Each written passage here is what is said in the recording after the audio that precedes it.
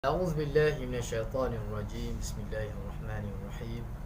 السلام عليكم ورحمة الله تعالى وبركاته. Alhamdulillah, pertamanya sama-sama kita panjat syukur kepada Allah Subhanahu wa taala kerana diberi peluang untuk sama-sama kita bertemu di dalam satu perkongsian berkaitan dengan suratul Fatihah. Tajwid yang ada pada suratul Fatihah, yang mana surah yang paling penting untuk kita membaca dengan baik dan membaca dengan sempurna, disebabkan kerana surah Fatihah ini adalah surah yang wajib dibaca di dalam solat setiap daripada kita. Alhamdulillah. Jadi sedikit sebanyak berkaitan dengan tajwid yang ada pada surah Fatihah, kita akan bincang secara umum, tidak secara detail. Sebelum itu kita akan tengok sedikit apa yang ada di dalam suratul Fatihah. Yang pertamanya, surah Fatihah ini dari sudut hurufnya mengandungi 141 huruf, termasuk di dalam basmalah. Maknanya surah Fatihah ini ada 141 huruf.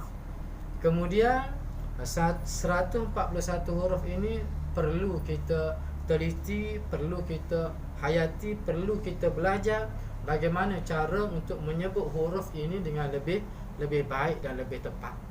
Seterusnya, apa yang nak dibincang dalam program kita ini, 12 mad tabi'i yang ada pada suratul Fatihah yang perlu dibaca dengan qadar 2 harakat sahaja.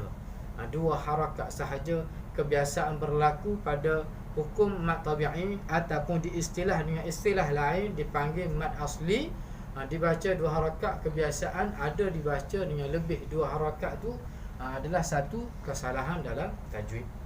Dan seterusnya, perbahasan kita juga kita akan bincang berkaitan hukum mad lazim.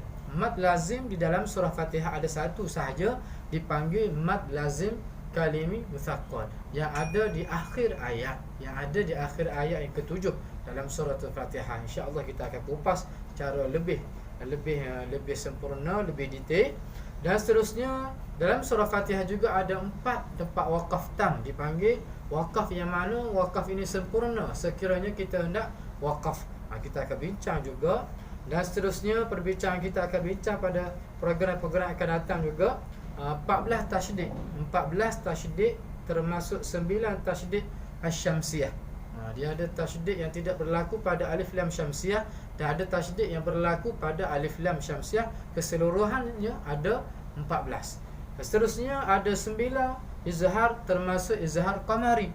Maknanya 9 izhar termasuk izhar qamari, iaitu izhar fi bercampur dengan izhar qamari. Keseluruhannya ada 9 tempat di dalam surah Al-Fatihah.